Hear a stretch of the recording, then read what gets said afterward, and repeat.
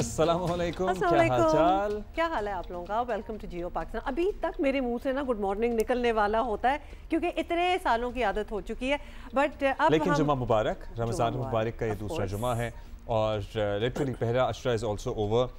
अभी कल ही की बात है कि रमज़ान शुरू हुआ था, हम तैयारियों की बात कर रहे थे। अब बस दूसरा अशरा जैसे ही मिड में पहुंचेगा तो फिर ईद की तैयारियों का तस्करा शुरू हो जाएगा।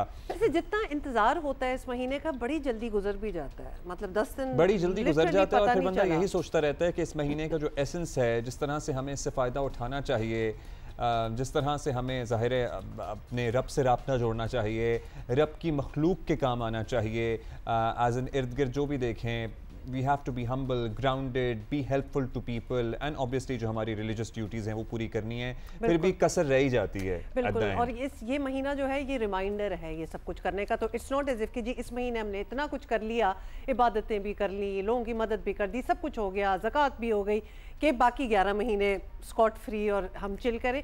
Actually this is just a reminder कि पूरा साल आपका इसी तरह गुजरना चाहिए। क्योंकि पैटर्न अगर सेट हो जाए ना तो उसे कंटिन्यू रखना आसान होता है। फॉर इंस्टेंस अगर किसी को नमाज पढ़ने की आदत नहीं है और रमज़ान में कोई नमाजें पढ़ रहा है तो it is easier for them he और she to continue that practice. That is so true. और इसीलिए रमज़ान से पहले भी हम ये बात कर रहे थे, ये चीज़ें जो है ये शुरू से ही स्टार्ट कर दें ताकि रमज़ान में फिर पूरा एक सॉलिड आपका एक प्लान बन जाए, आप नमाजें भी पूरी हो रही हैं, सब कुछ। और पता है रमज़ान इज एक्चुअली वो जो है ना, कभी कभी आपको ज़ाहिर है रोज़ा होता है, आपने कुछ खाया नहीं होता, पिया नहीं होता, गर्मी भी है, तो आप अपना टेम्पर जल्द लूज़ कर सकते हैं, लेकिन उसमें अपने गुस्से पे काबू रखना और अपने इर्द गिर्द लोगों के साथ नरमी से पेश आना और लड़ाई झगड़े से इज्तनाब करना, खुश अखलाक होना या रहना is a challenge. It's almost a जिहाद। लेकिन ये भी वन ऑफ दोस्त, बल्कि ये ही तो वो चीज़ है जो सिर्फ इस महीने के लिए नहीं है।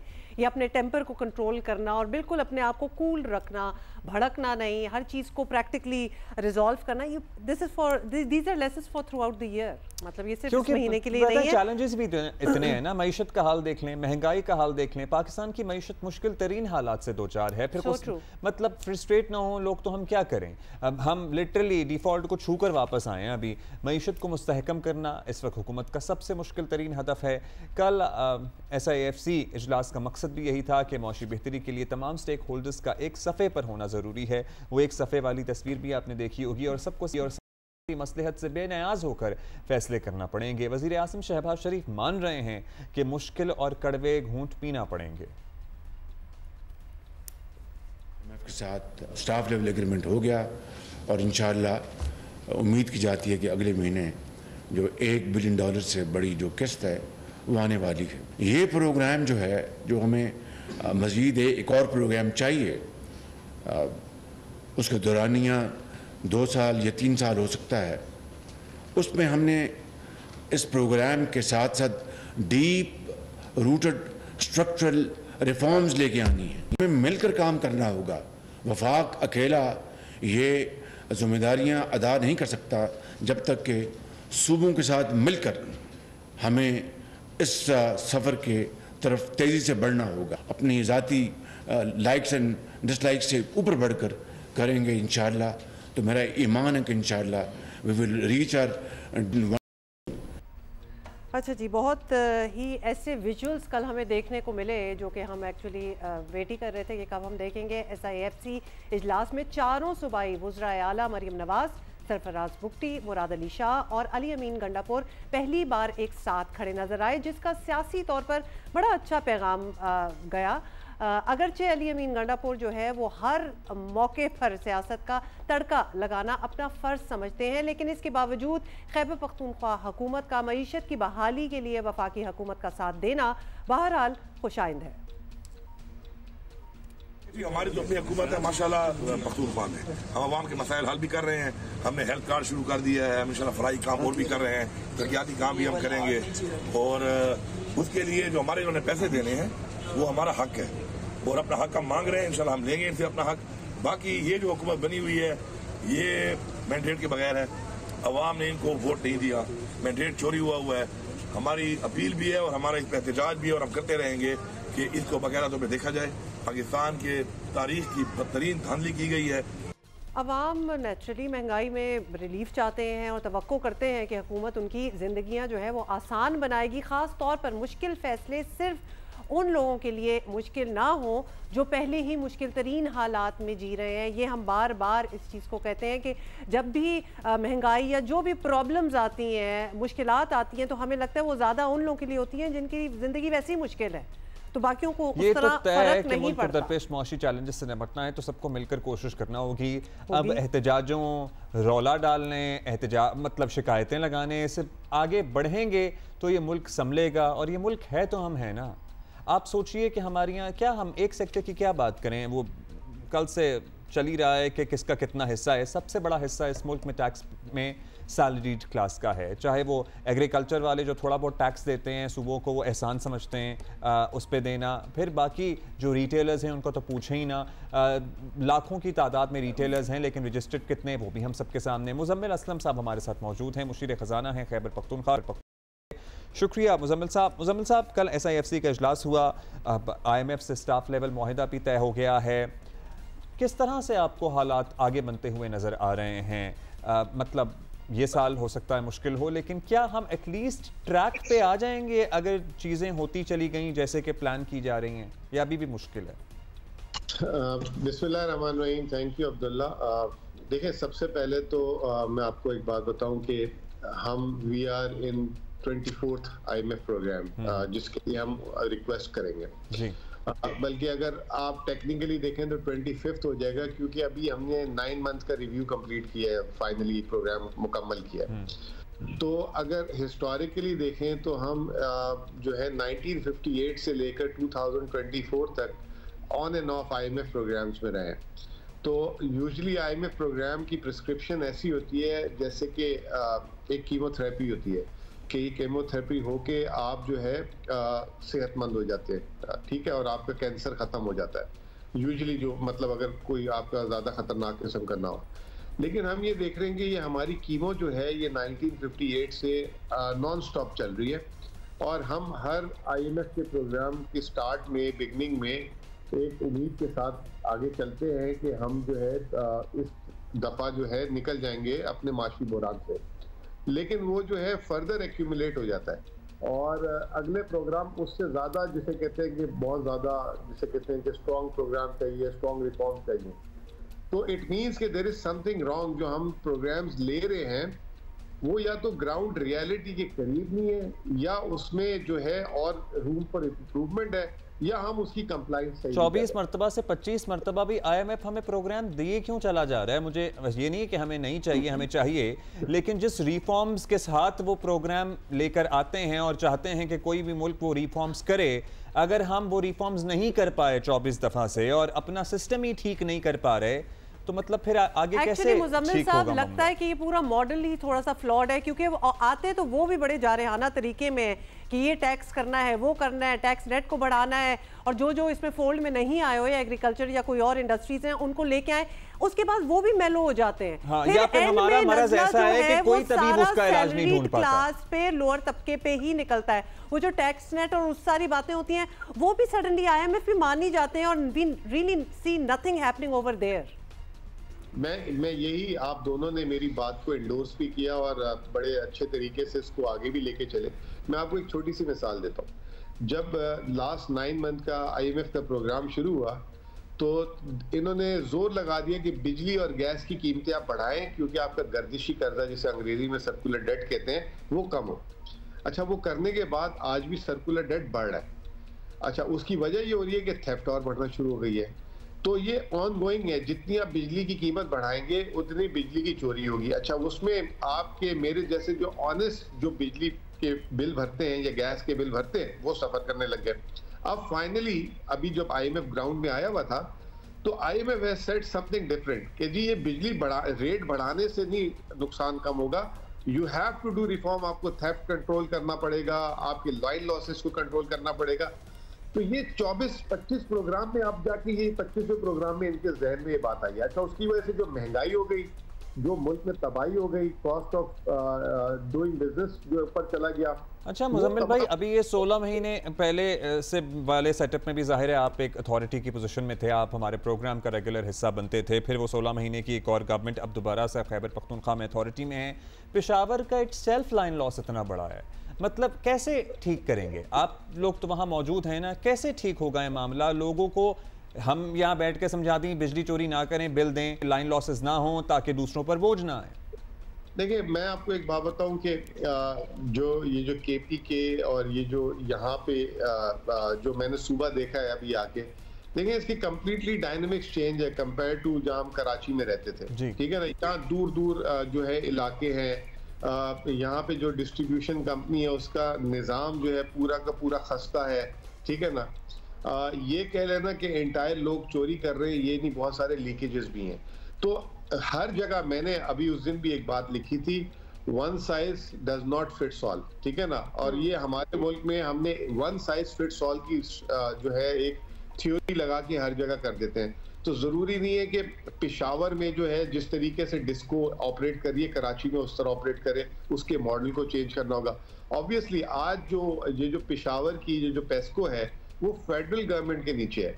They have to revamp, they have to think कि किस तरीके से इसको कम करना है, केबल्स को जो है अंडरग्राउंड लेके जानी है, मीटर्स चेंज करने नहीं करने, किस एरिया में किस तरह से ये करना है। तो बहुत सारे मसले हमारी मैनेजमेंट के हैं और लोगों पे आसानी से डाल देते हैं। अब आपको कराची का भी पता है, कराची में के इलेक्ट्रिक के लोग आपको खुद कहते हैं, जो छोटे इलाके होते हैं, कि आप बिजली का बिल नहीं दें, हम कुंडा लगा दें, हम आपको फैसिलिटेट करते हैं, आप महीने के हमें इतने पैसे दे दीजिएगा।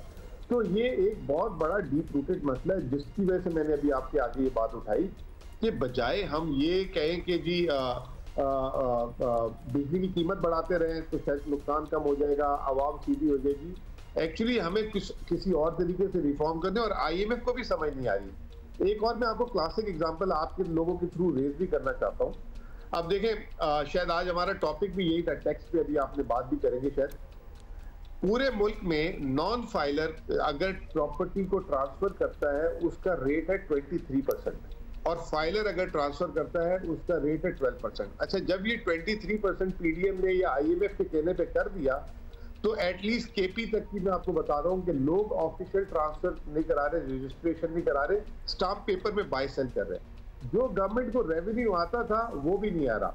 अच्छा, अब KP में देखें, नॉन फाइलर को इन्होंने पेनल्टी लगा दी कि वो 23% प्रॉपर्टी टैक्स भरे। अब KPK में देयर आर ह्यूज पॉवर्टी, ठीक है ना। अब वो फाइलर तो दूर की बात, वो बहुत गरीब और इनके छोटे छोटे यानी 10 लाख 5 लाख 25 लाख इनके घर इस तरह होते हैं जो छोटे छोटे देहातों में।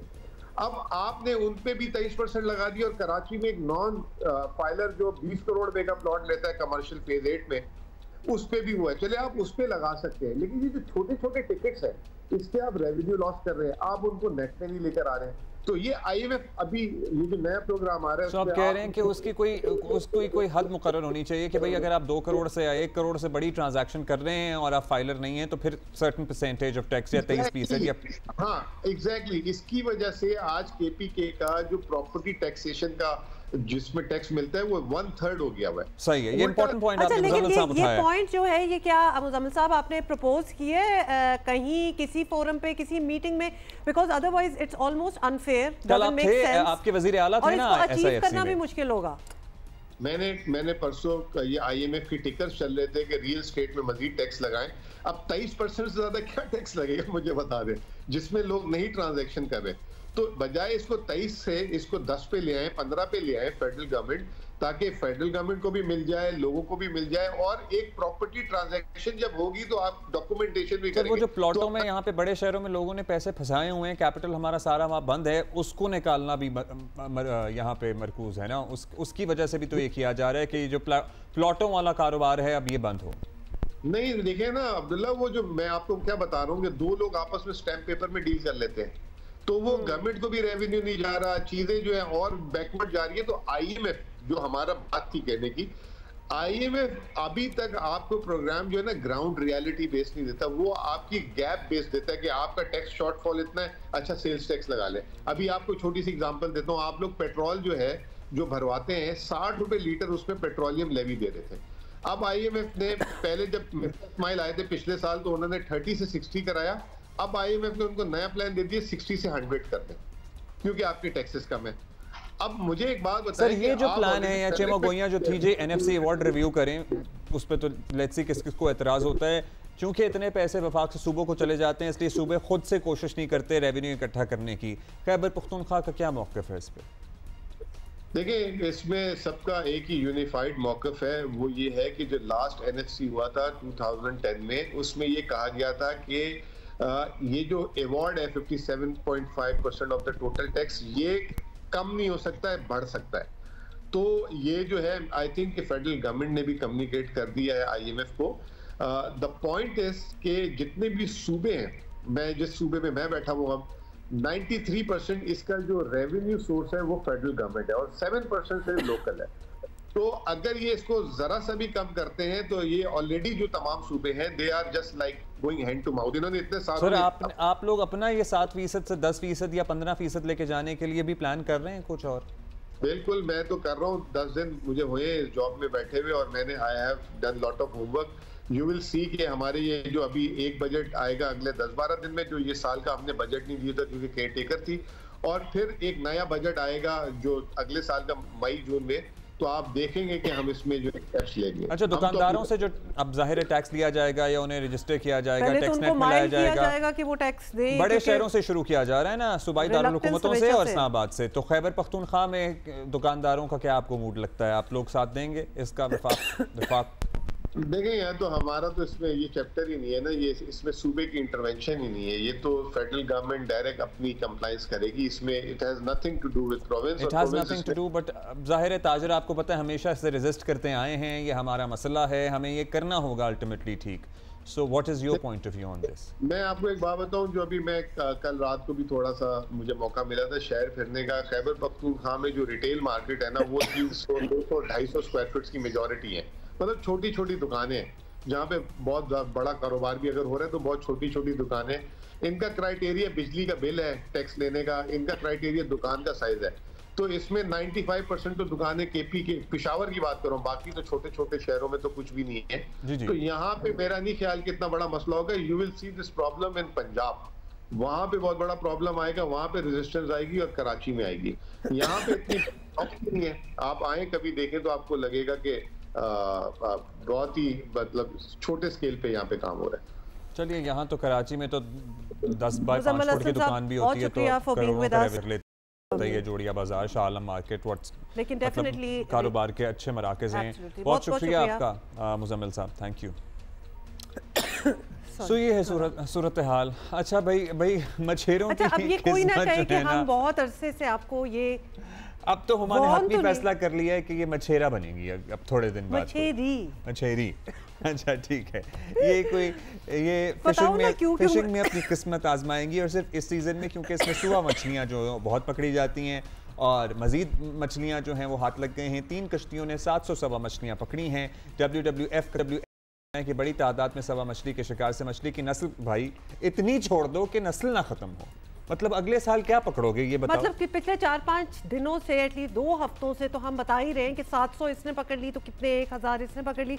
पीछे रह क्या गया होगा? आती हैं, और ये मछलियां अब तक इन मछलियों को समझ क्यों नहीं आ रही कि यहाँ इनका शिकार हो रहा है, ये इस साइड पे ना आए, और अगर आना है तो मेरे हाथों में। नहीं आ रही, उन्हें समझ नहीं आ रही। मेरा ख्याल है आप उन्हें समझाएं। नहीं, जस्ट सेइंग एनीवे। तो ये जिनके हाथ लग रही है उनकी तो चांदी हो रही है, बिकॉज़ हमने कितनी बार आपको बताया है। को समझना चाहिए कोई तादाद होती है, मतलब एक लिमिट, एक तादाद से ज़्यादा आप नहीं मछलियाँ शिकार कर सकते।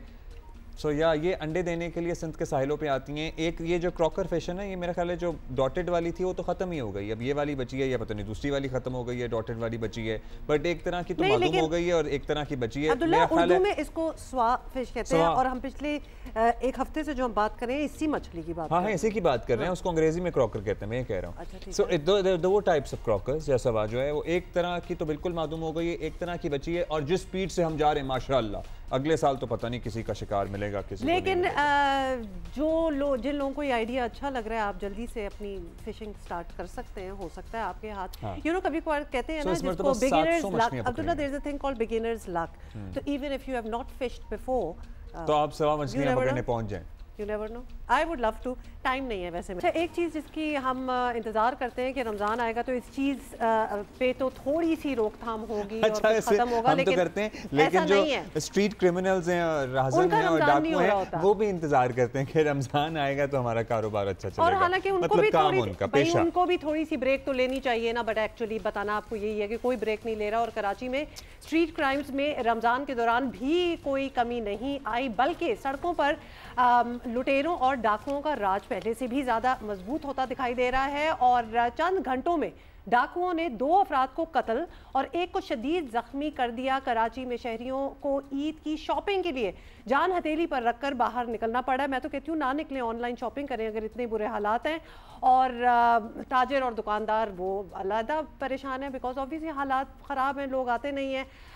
और हालात यही रहे तो इस बार ईद शॉपिंग सीजन समेत दीगर कारोबारी सरगर्मियां जो हैं वो बुरी तरह मुतासर होंगी। एक्चुअली हुआ क्या, let's go into the background. Sohrabkot Junejo colony में 8 साला बच्चा आज डाकुओं की गोली से मारा गया है, जबकि चचा उसका जख्मी हुआ। पुलिस दावा कर रही है कि बच्चे को कत्ल करने वाला मुकाबले में मारा गया है। औरंगी टाउन में फ़ोन छीनने के दौरान स्ट्रीट क्रिमिनल ने एक शख्स को सर में गोली मार दी। वो मैंने देखे थे विजुअल्स भी, खून में लथपथ एक नौजवान की लाश। क्या वक़्त थी उसकी जान की? एक टेलीफोन, और अगर आईफोन है तो वो तो मेरा ख्याल है खुल के कुछ होगा तो होगा, बिकेगा भी नहीं। देखिए, इट्स नॉट कि आप अपना आईफोन बचा रहे होते हैं, एक इंस्टिंक्टिव चीज भी होती है अब्दुल्ला। एट टाइम्स आप कुछ भी नहीं कर रहे होते हैं और अगले को ऐसे ही शक हो रहा होता है कि आप कोई रेजिस्ट कर रहे हैं और आपको गोली मार देता है। क्योंकि जो लुटेरा है, जो आपको डाका डाल रहा है आप पे, वो भी कोई इतना इन हिज सेंसेस नहीं है, उसको थोड़ा बहुत तो उसको भी खौफ होगा। ज़मान टाउन में डकैती के बाद फरार होने वाला डाकू पुलिस मुकाबले में मारा गया। कराची का कोई इलाका सड़क ऐसा नहीं है जो स्ट्रीट क्रिमिनल्स से महफूज रहा हो या हो। सो छीना झपटी towards the end of the Ramzan हमने हमेशा देखा है, चाहे वो कराची हो और बड़े शहरों पाकिस्तान के, बढ़ जाती है। लेकिन इसको कंट्रोल कैसे करना है, मतलब क्या किया जाए जो ये सूरत हाल कंट्रोल में आए, इसी पे हम बात करेंगे। हमारे गेस्ट हमारे साथ हैं, डीआईजी असद रज़ा हमारे साथ हैं और हमारे अपने correspondent Kashif Mushtaq is also with us. Asad साहब, सबसे पहले आपसे बात शुरू करते हैं। ये कभी कभार हमें जो लगता है कि स्ट्रीट क्राइम्स, क्योंकि और इतना कुछ हो रहा होता है कि स्ट्रीट क्राइम्स को उस तरह सीरियसली लिया नहीं जाता जिस तरह लेना चाहिए। लेकिन अब तो हलाकतें हो रही हैं, अब तो लोग मर रहे हैं। एक आईफोन या किसी फ़ोन की भी कीमत, लोगों को गोली मार रहे हैं, तो क्या पकड़े नहीं जा सकते? पकड़ते हैं तो बड़ी जल्दी से वापस आ जाते हैं, सीजन होके और ये तो होल्ड होके सीजन होके वापस आते हैं जेल से। जी बिल्कुल, इसमें कोई शक नहीं है कि स्ट्रीट क्राइम जो है वो एक बहुत सीरियस चैलेंज है पुलिस डिपार्टमेंट के लिए। और इसको टैकल करने के लिए हम डिफरेंट जो हैं वो पॉलिसीज़ जो हैं over a period of time, हर जो पुलिस कमांडर आते हैं, कराची पुलिस चीफ, उसको इन्होंने इवॉल्व करते हैं और उसके ऊपर काफ़ी प्रैक्टिकल स्टेप्स लिए जाते हैं। मगर अगर लार्जली स्पीकिंग बात की जाए तो देखें, जो पुलिस का शोबा है वो एक क्रिमिनल जस्टिस सिस्टम का हिस्सा है, जिसके अंदर प्रोसिक्यूशन डिपार्टमेंट, कोर्ट्स और उसके अलावा जेल्स जो हैं वो भी आती हैं। तो जब तक ये चारों जो पिलर्स हैं क्रिमिनल जस्टिस सिस्टम के, ये आपस में इन कोहेजन काम ना करें, तब तक मैं समझता हूँ कि मैक्सिमम रिजल्ट्स जो हैं वो अचीव नहीं हो सकते। तो और डिले और द हिच के ये सारे काम एक साथ क्यों नहीं कर सकते? चूँकि बात ये है कि जो मैं समझता हूँ कि चूँकि क्रिमिनल जस्टिस सिस्टम जो है वो एक बहुत बड़ी एंटिटी है, और मैं समझता हूँ कि जैसे जैसे ये स्ट्रीट क्राइम एक सीरियस चैलेंज के तौर पर हमारे सामने आ रहा है, तो ज़रूरत इस अमर की है कि इन तमाम डिपार्टमेंट्स को एक किसी अम्ब्रेला के अंदर जो है वो इकट्ठा किया जाए और एक ऐसी यूनिफाइड पॉलिसी बनाई जाए, एक ऐसी स्ट्रेटजी बनाई जाए अक्रॉस द बोर्ड, जिसमें चारों डिपार्टमेंट्स जो हैं जो उनकी फेलिंग्स हैं उसके ऊपर उनका अकाउंट फाइल किया जाए। चुके हैं, प्रोसिक्यूशन का हमने हाल देख लिया है, किस तरह से केसेस परस्यू किए जाते हैं, फिर छूट के आ जाते हैं, कुछ नहीं होता। You very right, this is very good suggestion, but obviously this would take time, this can happen, this may not happen.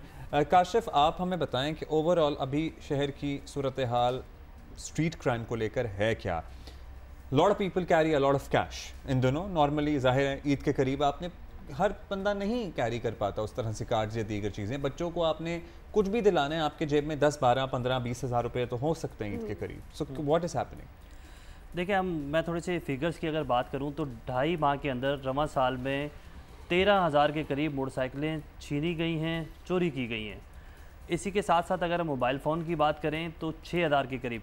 मैंने 2 दिन पहले रिपोर्ट बनाई जिसमें ये फ़िगर्स पूरे इसमें डिसाइड किए कि ये फ़िगर्स हैं और ये इस तरह हैं, और उसमें जो मैंने कत्ल हुए जो डकैती मुजामत पर उनकी तादाद थी 40, और आज मैंने जब ये रिपोर्ट बनाई है तो मुझे इनमें 3 लोग और ऐड करने पड़े, जिसका आपने इस प्रोग्राम के स्टार्टिंग में जो है जिक्र भी किया कि 3 लोग और मारे गए हैं। तो ये तादाद बढ़ती जा रही है। हमें साथ साथ अगर स्ट्रीट क्राइम की वारदातें हो रही हैं तो ये मुलजमान इतने एग्रेसिव क्यों हो गए हैं?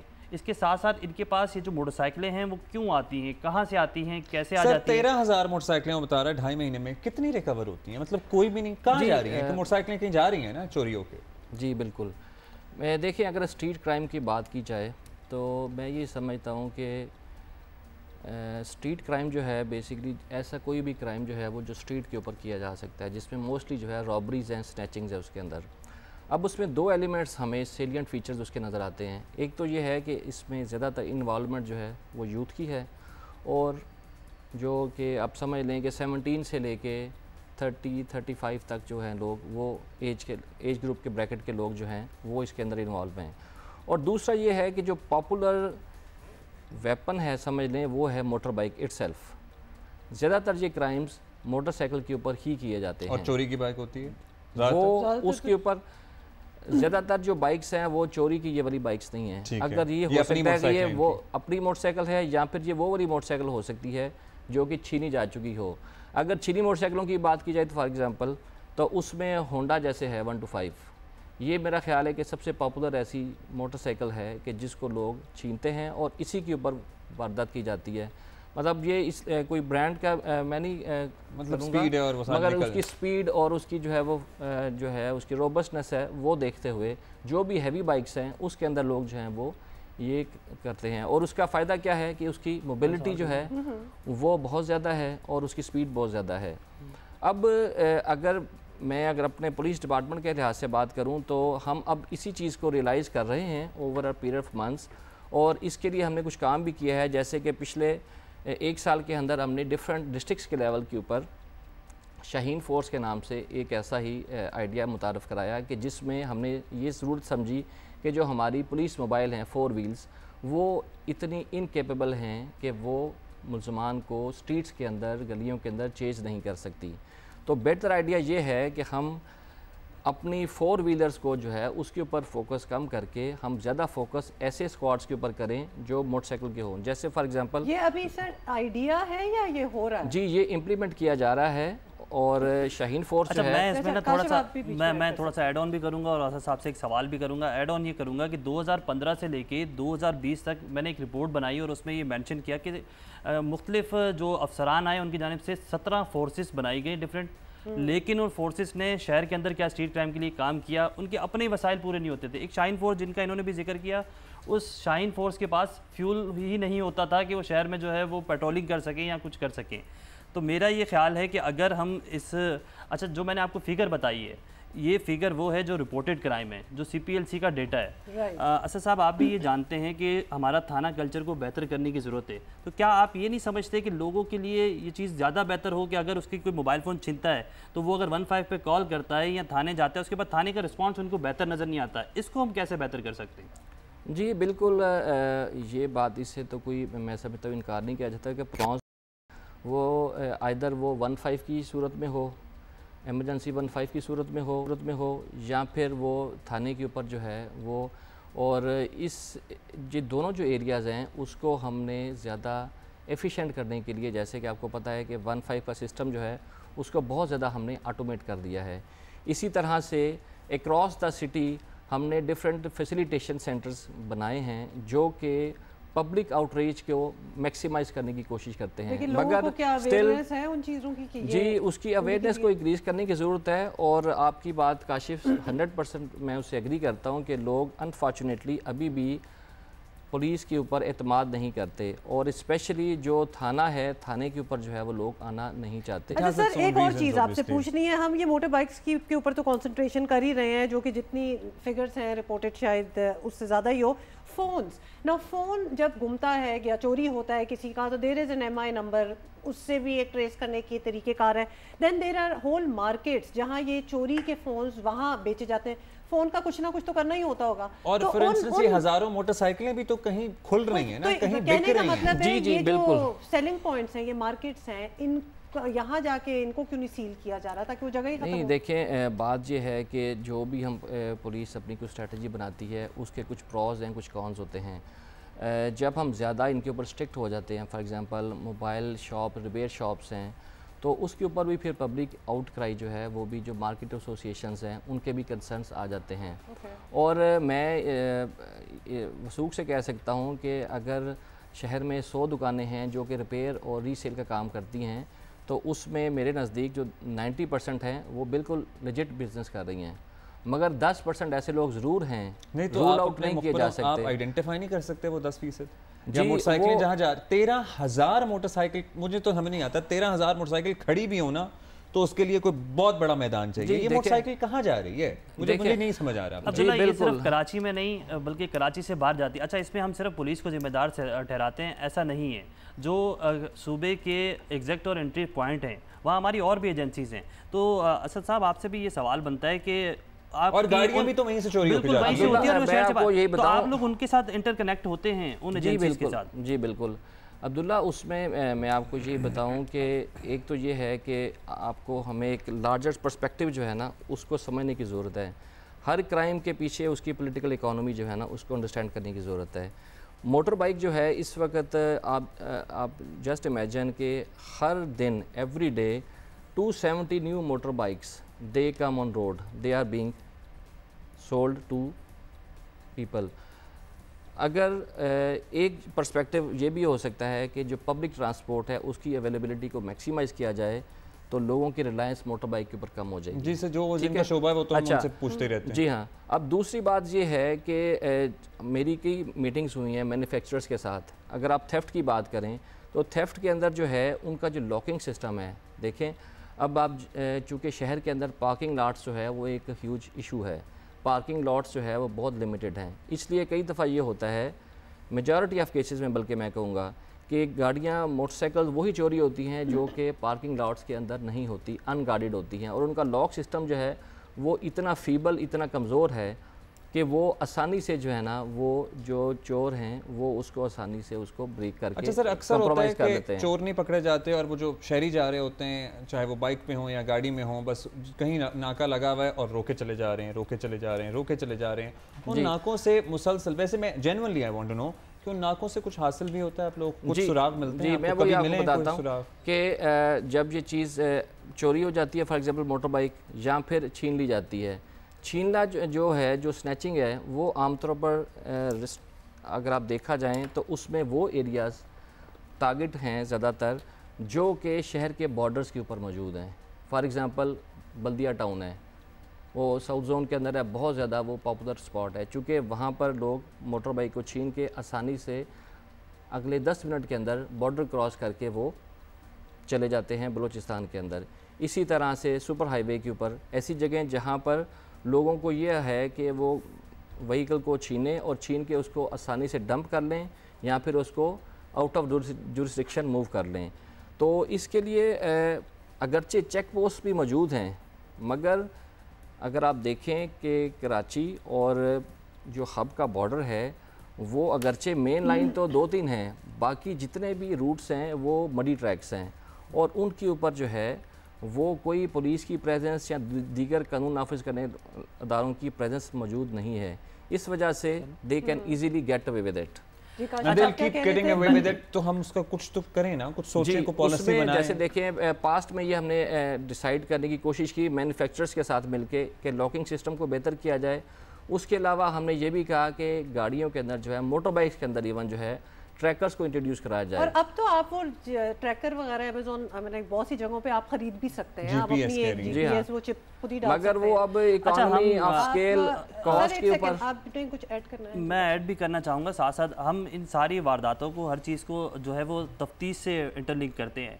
पुलिस की तफ्तीश इतनी कमज़ोर क्यों है? और जब हम अफसरान से बात करते हैं तो ये ज़्यादातर अफसरान तफ्तीश में जाना भी नहीं चाहते, क्या ऐसी वजह है और ये तफ्तीश का जो हमारा शोबा है ये कैसे स्ट्रॉन्ग हो सकता है कि ऑपरेशन से पुलिस अफसरान जो काबिल अफसरान हैं वो तफ्तीश में भी जाएं, तफ्तीश अच्छी होगी, मुलजमान को जो वो सजाएं होंगी वारदातें ऑटोमेटिकली कम होंगी। क्योंकि वो जब जेल जाते हैं, मुलजमान को सजाएं क्या होती हैं, जब जेल जाते हैं तो वो अपना नेटवर्क स्ट्रॉन्ग करके बाहर आते हैं। एक और चीज़, ये सेफ सिटी तो खैर जब होगा तब होगा, लेकिन जब कोई वारदात हो जाती है या किसी का चले फ़ोन चोरी हो गया व्हाटएवर, हमें खुद को सीसी फुटेज जो है वो प्रोवाइड करनी पड़ती है या आप लोग उसको निकलवाते हैं? और अगर निकलवाते हैं तो प्राइवेट लोगों के क्या घरों में उनको रिक्वेस्ट करते हैं जिनके कैमरे लगे हों, दुकानों के कैमरे लगे हों? How does that work out? जी देखिए, हमारा जो डिजिटल लैंडस्केप है, अगर मैं कराची का एक हिस्सा है जैसे डिस्ट्रिक्ट साउथ है उसकी बात करूँ तो अभी तक अब डिफेंस क्लिफ्टन बहुत ज़्यादा मॉडर्न एरिया समझे जाते हैं, मगर वहाँ पर भी हमारी जो कैमरास की जो है कवरेज है वो बहुत वीक है। मगर फॉर्चुनेटली हम नॉन प्रॉफिट NGOs के साथ मिलके उस चीज़ को मैक्सिमाइज़ करने की कोशिश कर रहे हैं। जैसे कि CP के इदारा है उसके साथ मिलके रिसेंटली हमने डिफेंस के अंदर ऐसा ही है तकरीबन 250 के करीब कैमरास हमने इंस्टॉल किए। इसी तरह से अभी जल्द ही हम गिजरी और साहिल जो है फ़ेज़ 8 का एरिया है वहाँ पर भी ऐसे कैमरास को इंस्टॉल करेंगे जिस पे हमारी पब्लिक के ऊपर रिलायंस जो है वो कम हो जाएगी as a matter of access to those footages, और हम अपने नेटवर्क के थ्रू ही उन चीज़ों को मॉनिटर भी कर सकेंगे और स्टोर भी कर सकेंगे। जी ये हो रहा है, क्योंकि देखिए बात ये है कि जो क्राइम कंट्रोल है वो कोई ऐसा कोई सिर्फ एंड गेम नहीं है, basically it's an incremental and it's a never ending thing. अच्छा सर, एक और बात है, सवाल ये आया है कि हमारे अपने टीम मेंबर्स हैं, कितने हमारे जियो के कॉलीग्स हैं, मोबाइल तो छिन्ना आम सी बात है, रिकवरी कभी किसी की नहीं होती, पकड़े भी जाते हैं। मोबाइल आप लोगों के पास आते हैं मोबाइल, मतलब देते क्यों नहीं है आवाम? मैं थोड़ा सा इसमें ऐड कर दूं। पहले हमने CCTV की बात की, CCTV फुटेज आप दे भी दें, मुलजमान उसमें वाज़ेह नज़र आ भी, लेकिन हमारे सच कोई ऐसा मैकेनिज़्म नहीं है कि जिससे हम उनके चेहरे शनाख्त कर सकें और करने के बाद फेस रिकग्नाइज, अगर मैं गलत हूँ तो मुझे राइट भी कीजिएगा, फेस रिकग्नाइज सिस्टम जो है वो KPU के अंदर लगाया गया था। उसमें बेशतर ऐसी CCTV फुटेज होती है जब हम उसका रिकॉर्ड उसमें डालते हैं तो उसमें उन CCTV से उनके चेहरे शनाख्ती नहीं होते हैं। तो इसका भी कोई मैकेनिज्म बनाया जा रहा है कि अच्छे मेगापिक्सल के कैमराज लगाए जाएँ ताकि उनकी CCTV जो आएँ उनसे मुलजमान की शनाख्त हो सके। जी बिल्कुल आप सही फरमा रहे हैं। उसमें यही है कि हम अभी जैसे पहले 2 मेगापिक्सल था, अब जैसे देखें लाहौर का सेफ सिटी नजर आएगा सर। जी जैसे लाहौर का सेफ सिटी प्रोजेक्ट था तो उसमें जितने भी कैमरास लगाए गए, अब अगर आज के स्टैंडर्ड से बात की जाए तो वो काफ़ी आउटडेटेड हो चुके हैं। इसी तरह से लोगों ने, जी हाँ वही मैं कह रहा हूँ, तो अभी भी जो हम भी प्रेफर यही कर रहे हैं कि जितने कैमरास नहीं लगाए जा रहे हैं हम कोशिश कर रहे हैं कि एटलीस्ट 4 to 8 मेगापिक्सल जो है कैमरास उनको लगाया जाए। और जहाँ तक काशिफ ने निशानदेही की, ऐसा ही है, बिल्कुल सही कह रहे हैं, मगर इसमें ज़रूरी नहीं है कि सारे ही केसेस के अंदर हम फेशियल रिकग्निशन जो है वो नहीं कर पाते। मेरे सामने कई ऐसे केसेस हैं जिसमें हमने ऐसे कई राइटिंग के केसेस थे और उनको हमने फेशियल रिकग्निशन सिस्टम के ज़रिए आइडेंटिफाई भी किया और उनको हमने वहाँ पर उनको अरेस्ट भी किया। सर लोगों को, किसी को आप लोग वापस करते हैं सामान अगर कुछ रिकवर हो जाए? जी बिल्कुल बिल्कुल, ये अगरचे देखें बहुत रिकवरी जो है रेट मैं नहीं कहूँगा, अगरचे अभी इसमें काफ़ी कुछ डिज़ायरेबल है, मगर ये है कि आप समझ लें कि हमारा कोई जो मंथली है वो रिकवरी रेट जो है तकरीबन वो कोई 15 से 25% जो है उस दरमियान वेरिएट करता है डिफरेंट कैटेगरीज़ के अंदर।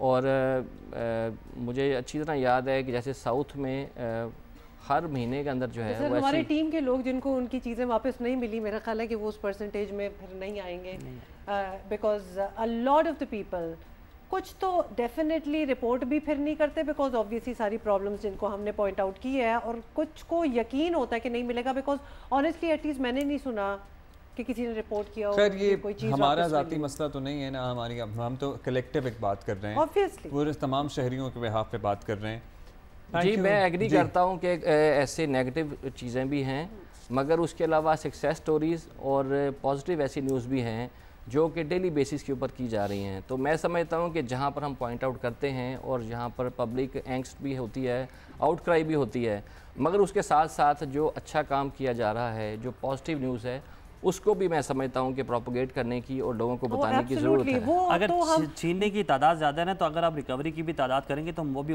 पॉजिटिव होगी, हम उसको भी दिखाएंगे। एनीथिंग दैट मेक्स न्यूज़, हम तो इधर बात करते हैं, जब काम नहीं हो रहा होता कोई तो फिर हम इनवाइट करते हैं। Okay, that's all the time we have. पता है क्या, ये बड़ा थैंक यू असद साहब, हम ये चाहते हैं कि हम अच्छी बातें करें, अच्छी कारकर्दगी किसी की हो।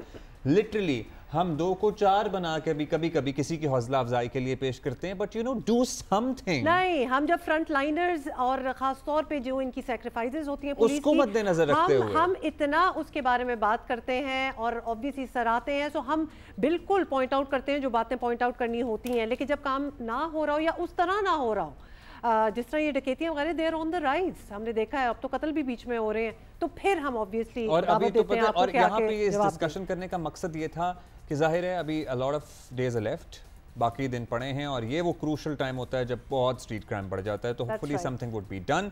That is it for today ji. That's all, we will see you tomorrow, bye.